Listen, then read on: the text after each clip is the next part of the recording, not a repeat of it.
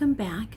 We are deep into the holiday season, and as a volunteer with an animal rescue organization, it's sad that this is one of the times of the year that a lot of pets go missing. People are entertaining, doors are being opened, gates are being left open. There are fireworks depending on where you are, and a big part of the dogs and cats that are in shelters are lost pets. They're not surrendered, they're not strays. They are animals that somehow got out of an apartment or a yard or a gate. Some of them have been stolen and then dumped. And shelters all over the country are just swamped. So oftentimes when you go to your local humane society or let's say your municipality's dog pound or shelter, are you putting up signs? Are you going on Pet Finder and things like that? Because they just don't want you to drop the animal off and walk away and leave them with yet another being to house. So I thought this might be the perfect time to do a little tiny tutorial, a DIY, if you will, on how to make highly effective posters, whether you have lost an animal and are searching, or you have found an animal and you are searching for their owner. The first thing the human eye sees is light. After that comes size, color, scale, proportion, texture. But light is first, and then color. We notice things. Is it light or dark? Is it black or white? Is it a bright color? And our brain processes that right away. And once we've processed a color, like let's say the bright fluorescent yellow that they wear for traffic. Cops wear it, EMTs wear it, construction workers wear it. Why? Because our eye has been trained that that color means something. So in our first step in making an effective sign, color. It doesn't actually matter what color you pick as long as it's bright, like a clear fluorescent. In this case, we are going to use this. Yeah, that's pretty bright. We're going to use this over and over and over and over. We're not going to mess with our color scheme. We're going to train people's eye to see this color and to know that something important is happening, because they'll see it once and their eye will say, ooh, bright pink. They'll see it twice and they'll say, oh, somebody's trying to tell me something. They'll see it 3 times and they will slow down so they can process the information. And that's when you know your sign is effective. How do I know this is effective? Because this is the system that I created and implemented when a dog that was very dear to me went missing. And for 9 weeks, we went looking, and I went through a bunch of different iterations of sign making, and when I came upon this, I knew this was it. And this system is what brought that dog home after 2 months. So you've got your color. It's really important to have a picture of your animal that is clear and is a full body picture. You see pictures all the time that people have taken. It was on their phone. It's of their dog. He's laying in a bed. He's got a blanket on him. He's at the park. There are 5 other dogs. No, this is what you want right here. You want a full body. You want anything that's a distinguishing mark. If they got a funny little, patch on their butt, have 2 pictures, one with the patch on the butt. You can see my dog's ears are up. You can see that she's black and white. She's got freckles all over. And you can see that her tail is white. Very odd in a black and white dog, but that's one of her defining things, and there it is. All right, so now you also want to have a second page, and that page needs to have minimal information. You do not need to tell a story. That's what this is doing. Hi, this is my dog. She's black and white. Her ears are perky. She's super cute.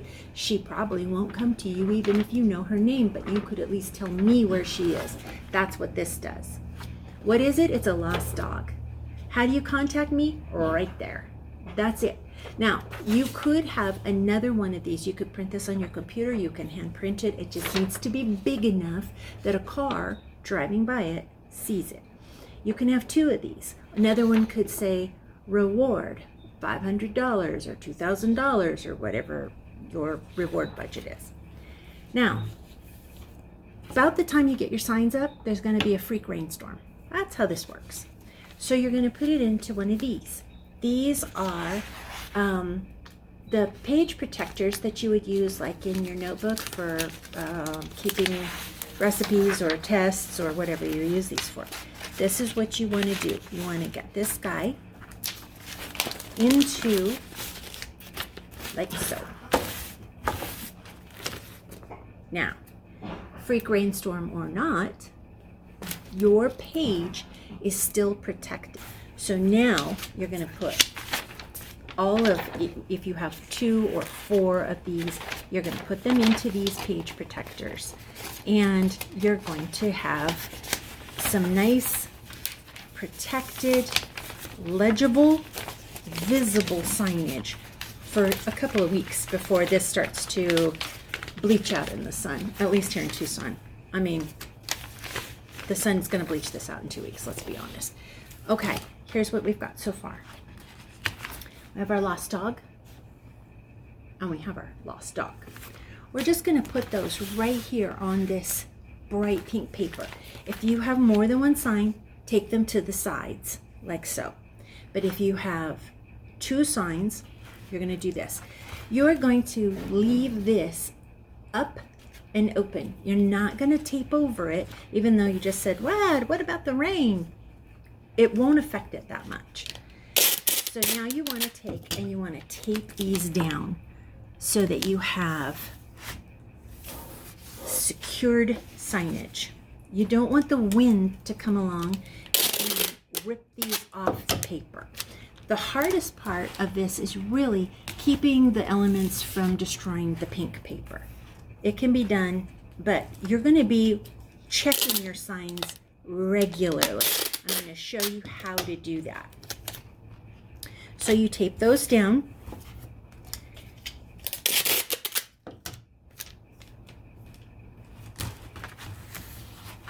Okay, so now what you have is a nice, large, visible, and legible sign. People don't have to stop and get out of their car and try to see what you're doing. And for heaven's sakes, don't do that stupid thing where you make all these little cuts and you're like, take a number. This is such a great way to get A, crank calls of all kinds, but B, your sign gets torn. The more people tear those little things off, if you're trying to find a roommate and you're putting it up at your board at college, that's great. This is real life. Don't do that. Okay, so now you've got your sign. Now I'm going to turn this piece of paper over and I'm going to show you how to plot this out. All right, so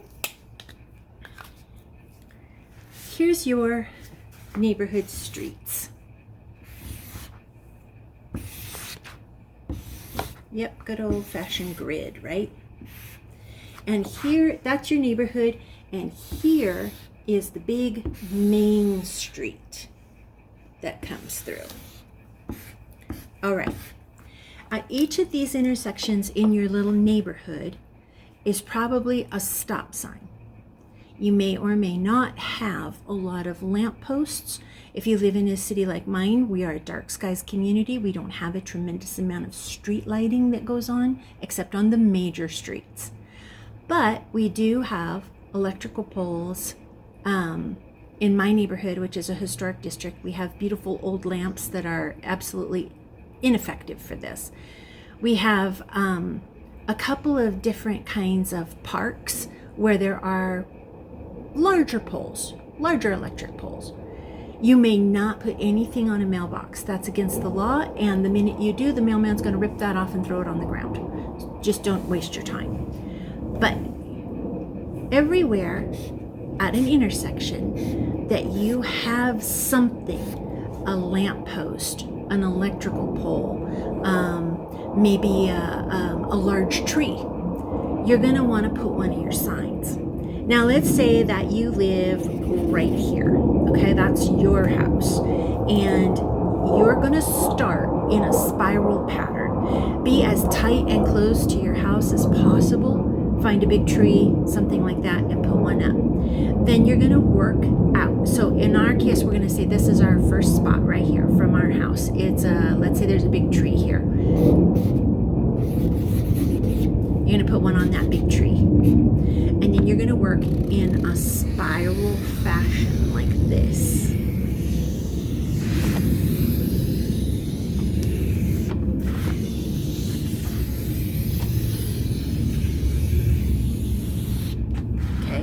You're getting this. Everywhere your spiral touches, you're going to find a place to put your sign. On this major street, you want to hit, let's say that you've got a major street there and a major street there.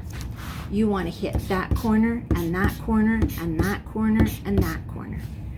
Light posts, electrical poles, trees, sometimes there will be like a building that's very close right to the sidewalk, built right to the sidewalk. If it's private property, you need to ask. If it's public property, like let's say it's a big library, you don't have to ask.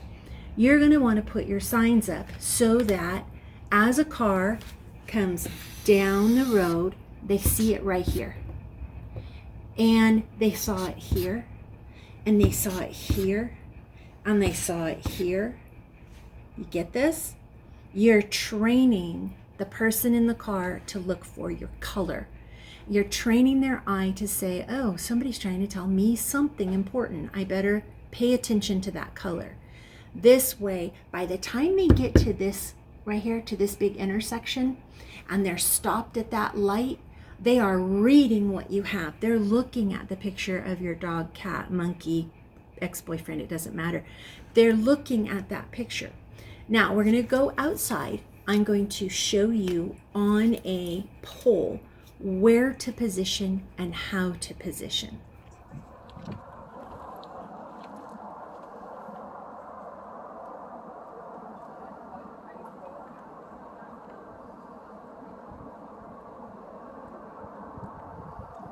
Okay. All right, so this is my street. This is not a main artery by any means, but it is a street that gets a lot of traffic at rush hour because people are leaving the downtown area and headed toward the freeway. So I do get a substantial amount of traffic.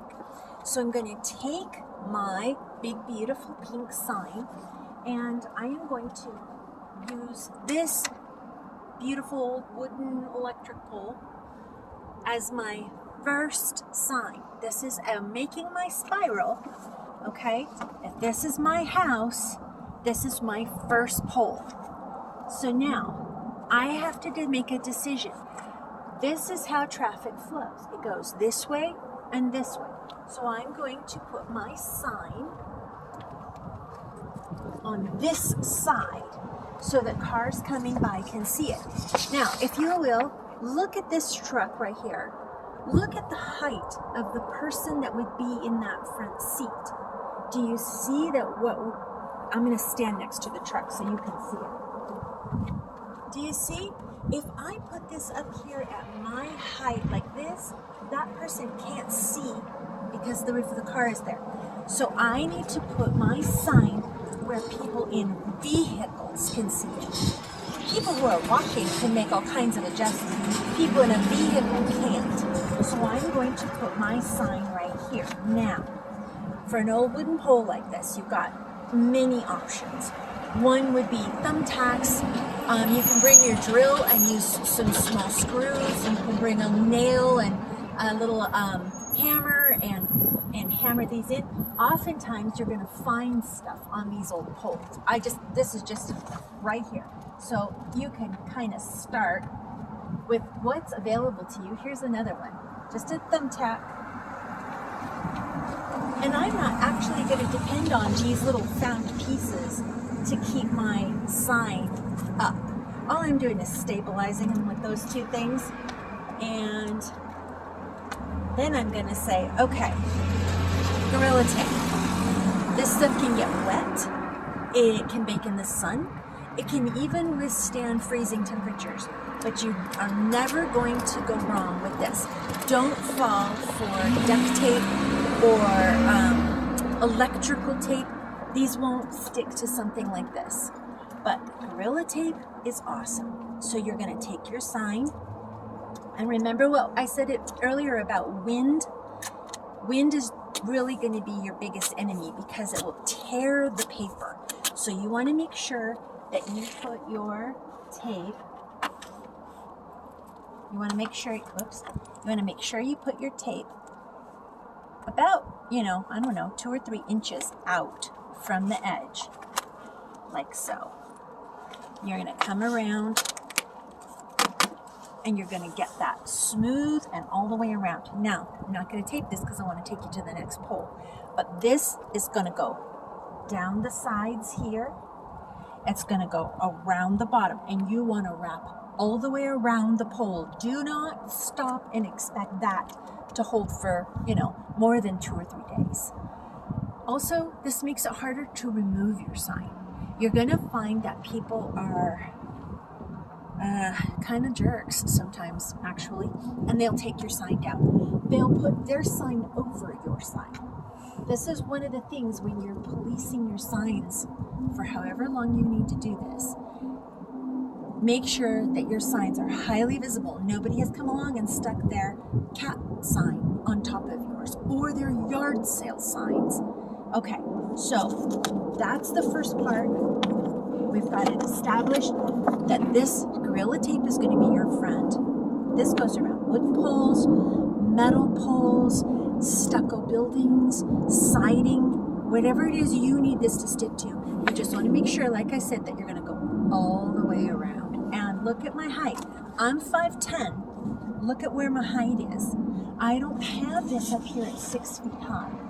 I have this down here. Cars. These are the people you're targeting.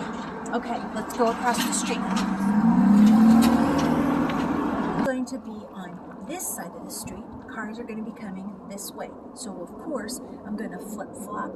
I'm going to have this facing this direction. Now you're going to notice a couple things on this pole. We've got some wire here that they've wrapped. We've got metal bands. We've got more wire here. And we've got kind of a protective shroud on this side. This is going to be a little bit more complicated to put the sign to so it smooths, but this is where having that tape really comes into play. If I put my sign right here, and notice I'm angling it to the street, I'm not putting it dead like this.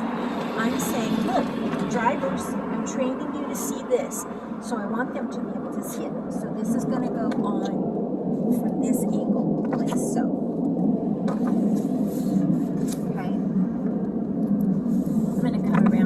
I'm going to tape it right to that metal shroud.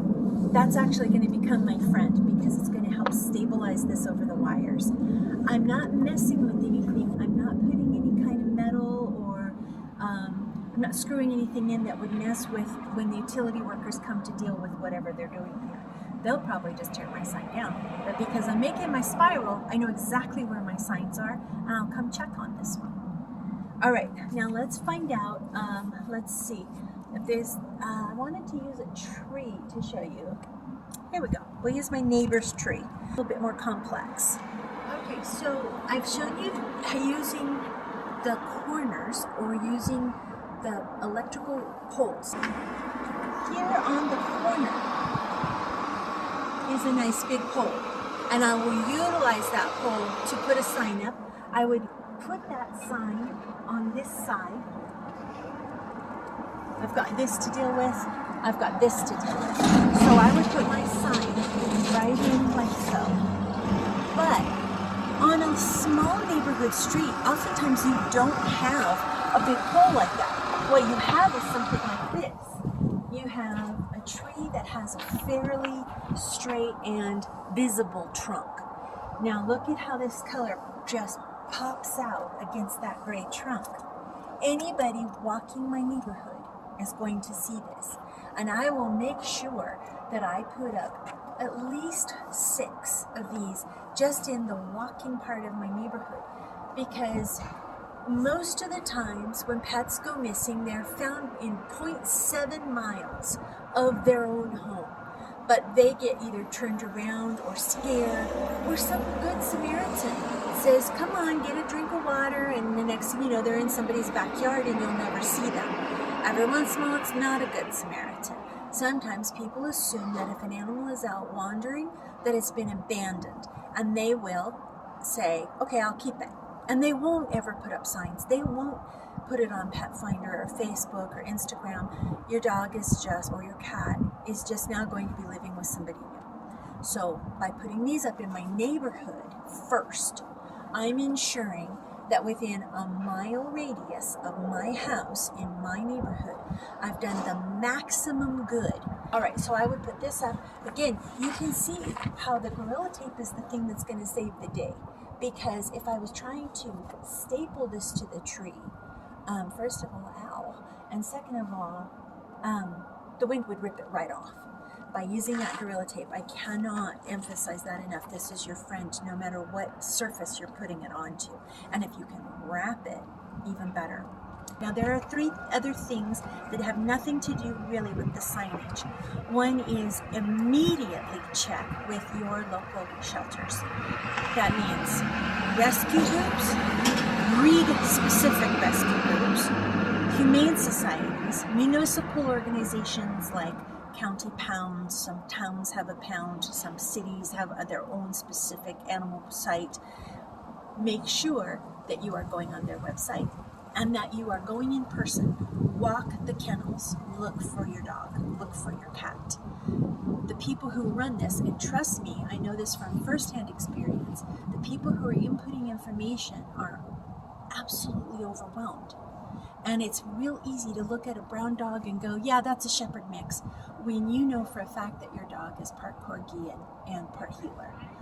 So walk those halls, look at those dogs, make sure that your dog or your cat isn't there. Secondly, all up here. It's all about in here and in here. You know how sometimes your dog gets up and goes to the window right before your spouse gets home from work? It's like they know that they've left work and they're on their way home. No one can explain that, but it's a phenomenon that's known all over the world by especially very loved pets. They are intimately, intricately, psychically, and spiritually connected to you and your heart energy. So if you are thinking that they're dead, that they're gone, that this will never work, they feel that, they know that, and it makes them depressed and anxious more than their situation would warrant. You need to keep your shit together. That's your job. Be positive. Put your signs up. Walk your neighborhood. Call your shelters. The third thing, and this is I would say probably a really important one too. Even if you don't have a vet, if you just got your dog, let's say you just got your dog, you just adopted a dog from the animal control, and you get him home and they're spooked and they run. You want to call every single veterinarian in your neighborhood, maybe make it a 5-mile square, and you want to go into their office with one of your really good pictures, and you want to say, if this dog is brought in, please call this number. The reason for that is that if your dog or cat, God forbid, got hit by a car, and some loving soul like me comes along and sees that there's an animal by the side of the road, we will stop and we will make sure that that animal isn't suffering. I can't tell you how many dogs and cats I have stopped for. Many of them were dead, unfortunately. But sometimes they're not, and I have taken animals to veterinarians in the daytime, and I've taken them to the emergency vet at night. I've specified this is not my animal, this is exactly where I found this animal, and I'm absolutely sure that their people are looking for them. So if you have your baby go missing, you want to take this exact thing, doesn't have to have the pink paper, but you want to take these 2 things and you want to take them to every single vet, PetSmart, Petco, Walmart, grooming center, and say, if this dog comes in, please call me. Those are the 3 main things. Your mindset, your attitude right here. making sure that you physically check your rescue organizations and humane centers and things like that, and that you make sure that the vets in your area and the groomers in your area too, by the way, know that this dog is missing. Now, what happens when your dog is found? It would be a kindness if you would let them know, so that they're not keeping their eye open for your animal. All right, I think that armed with this information, the upcoming season where animals go missing, especially around New Year's Eve, you're going to be much more organized and ready to handle something if something happens that, everybody says, oh, I didn't know he could get out. Make sure he's chipped. That's a big one. Every vet scans for chips. Every groomer scans for chips. And a collar with tags that has your name, his name, your phone number. That's important. All right. I love you. Thank you for watching, and thank you for journeying with me.